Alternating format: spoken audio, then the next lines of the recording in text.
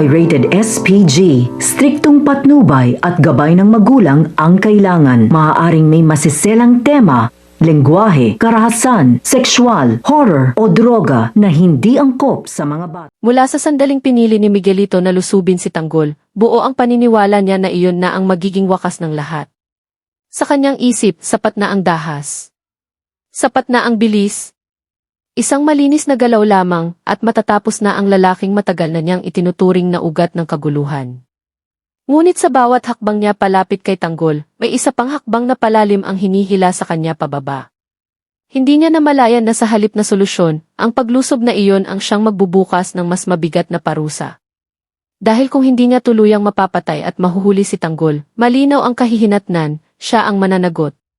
Sa batas. At higit sa lahat, sa galit at kapangyarihan ni Roberto.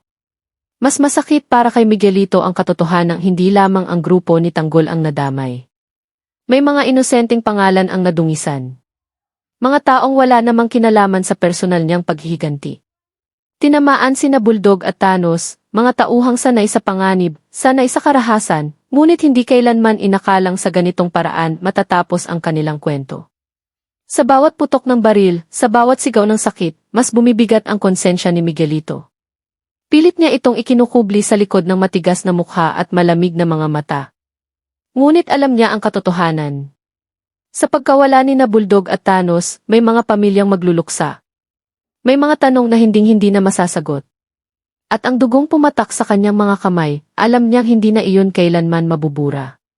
Habang nagpapatuloy ang kaguluhan sa labas, may isa namang tensyon na mas tahimik, ngunit mas mapanira, ang sumiklab sa loob ng lamay ni Santino.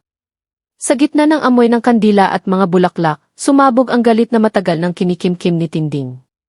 Harap-harapan niyang sinumbatan si Rigor.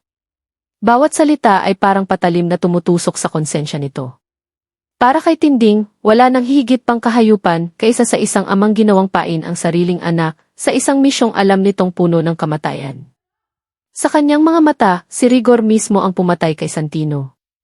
Hindi lamang sa pamamagitan ng bala, kundi sa pamamagitan ng mga desisyong unti-unting kumitil sa buhay at kinabukasan ng sariling anak. Napikon si Rigor sa bawat akusasyon. Sa halip na magsisi, ibinato niya ang sisi kay Maritz. Isinisi niya sa iba ang malas ng kanyang buhay. Sa kanyang mundo, siya ang biktima. Siya ang niloko ng tadhana. Ayaw niyang tanggapin na ang mga hakbang na siya mismo ang pumili ang nagdala sa kanya sa bangungot na ito. Sa gitna ng nag-aapoy na emosyon, tuluyan siyang nawala ng kontrol. Itinutok niya ang baril kina Tess at Tinding, mag-ina na pareho ng sugatan ng sakit at pagkawala. Sa sandaling iyon, tila huminto ang oras. Ang bawat hinga ay mabigat. Ang bawat tingin ay punang takot at galit. At malinaw na malinaw kung gaano nakalayo ang narating ni Rigor, mula sa pagiging ama, tungo sa pagiging halimaw sa paningin ng marami. Sa kabila ng lahat, patuloy na gumugulong ang mga pangyayari sa mas malawak na entablado ng kapangyarihan at ambisyon. Si Ben, na minsang naniwalang yayaman siya sa sandaling mahuli at mapatay ni Miguelito ang grupo ni Tanggol, ay unti-unting nagising sa mapait na katotohanan. Huli na nang mapagtanto niyang mali ang kanyang pinagkatiwalaan. Ang pagtitiwala niya sa isang gerero ang naging mitsa ng pagbagsak ng kanyang mga plano. Kasama ni Gina, dala nila ang bigat ng maling desisyon at ang takot sa kung sino ang susunod na mawawala. Ang kanilang pag-alis ay hindi lamang pagkawala ng mga pangalan, ito'y paalala na sa mundong ginagalawan nila, walang sinuman ang ligtas. Samantala, nananatiling mailap si Tanggol.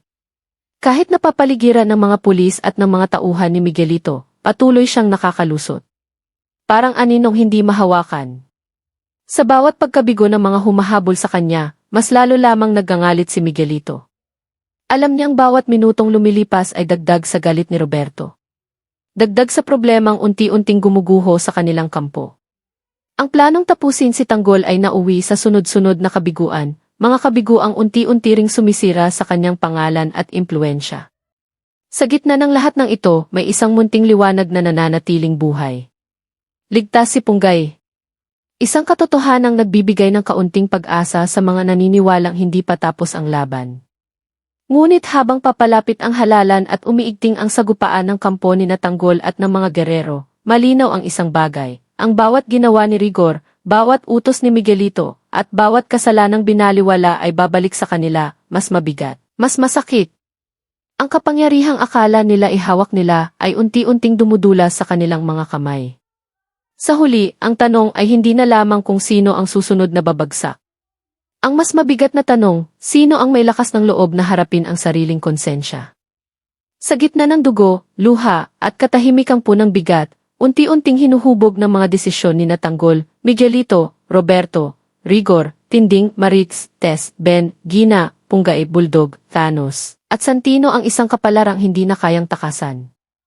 Hindi pa humuhupa ang alinggaw-ngao ng mga putok at sigawan, ngunit sa likod ng ingay, may mas mabigat na katahimikang unti-unting bumabalot sa lahat. Isang katahimikang hindi nagbibigay ng kapayapaan, kundi nagbabadya ng mas malaking unos. Sa isang tagong lugar, humihigpit ang panga ni Miguelito habang pinagmamasdan ang kumikislap na ilaw ng lungsod. Bawat ilaw ay paalala ng oras na lumilipas, oras na hindi niya kayang pigilan. Alam niyang sa bawat sandaling buhay si Tanggol, unti-unti ring naubos ang pasensya ni Roberto. At kapag naubos iyon, wala nang puwang para sa paliwanag, wala nang puwang para sa pagkakamali. Sa kanyang dibdib, may galit na kumakain, ngunit may takot ding ayaw niyang pangalanan. Takot na baka hindi na niya kayang itama ang lahat. Takot na baka ang digmaang sinimulan niya ay siya ring tatapos sa kanya. Ngunit pinili niyang lunukin ang takot. Sa mundong ginagalawan niya, ang pag-aatubili ay katumbas ng kamatayan. Samantala, sa isang madilim na kalsada, patuloy ang pagtakbo ni Tanggol. Hingalin. Pawisan. Sugatan. Ngunit buhay. Sa bawat hakbang niya palayo sa panganib, malinaw sa kanyang isipan ang isang katotohanan, hindi pa ito ang wakas. Alam niyang mas lalong titindi ang paghahabol. Mas magiging desperado si Miguelito. Mas magiging marahas ang mga susunod na hakbang. Ngunit sa kabila ng pagod, may apoy sa kanyang mga mata. Apoy ng paninindigan. Hindi lamang siya tumatakbo para sa sarili. Tumatakbo siya para sa lahat ng nadamay, para sa mga pangalang nabura sa isang iglap, sina Bulldog at Thanos, at para sa mga buhay na patuloy na ginagamit bilang piyesa sa isang larong puno ng kasinungalingan at kapangyarihan. Sa lamay ni Santino, unti-unting bumabalik ang galaw ng mundo matapos ang sandaling tila huminto ang oras. Nanginginig ang kamay ni Rigor habang nakatutok pa rin ang baril. Ngunit sa kanyang mga mata, hindi tapang ang makikita, kundi kawalan. Isang taong tuluyang naligaw sa sariling galit. Si Tess, tahimik na umiiyak, ay hindi na makapagsalita. Ang bawat luha ay tila tanong na walang sagot. Samantalang si Tinding, kahit nanginginig ang katawan, ay hindi umatras. Diretso niyang tinitigan si Rigor, walang takot, walang pagsamo. Sa kanyang titig, malinaw ang mensahe, tapos na ang lahat. Sa isang iglap, may mga yapak na papalapit. Mga sigaw. Mga kamay na sumunggab. Unti-unting bumaba ang baril ni Rigor, hindi dahil sa pagsisisi, kundi dahil sa pagod. Pagod sa pagtakbo. Pagod sa pagtatanggol sa sarili laban sa katotohanang matagal na niyang tinatakasan. Sa kabilang panig ng lungsod, magkatabing nakaupo sina Ben at Gina sa loob ng isang sasakyang paalis. Walang imik. Walang tinginan. Ang pagitan nila ay punang panghihinayang. Alam nilang ang pagtalikod nila ngayon ay hindi garantiya ng kaligtasan. Isa lamang itong pahinga, isang sandaling hinga bago muling sumiklab ang gulo. At sa gitna ng lahat ng ito, si Roberto ay nananatiling nakamasid. Tahimik. Mapanganib. Ang bawat ulat na dumarating ay lalong nagpapadilim sa kanyang mukha. Hindi siya galit, hindi pa. Ngunit kapag ang galit na iyon ay tuluyang sumabog, alam ng lahat na walang sinuman ang makaliligtas sa bagsik nito. Habang papalapit ang araw ng halalan, mas lumilinaw ang mga linya ng digmaan. Hindi na lamang ito labanan ng mga pangalan at baril. Isa na itong laban ng konsensya, ng katotohanan, at ng mga kasalanang matagal nang itinago sa dilim. At sa susunod na yugto ng kwentong ito, isang bagay ang tiyak, may mga lihim pang mabubunyag, may mga pangakong mababasag, at may mga taong mapipilitang pumili, mananatili sa kasinungalingan, o haharapin ang katotohanan. Kahit kapalit nito ang lahat,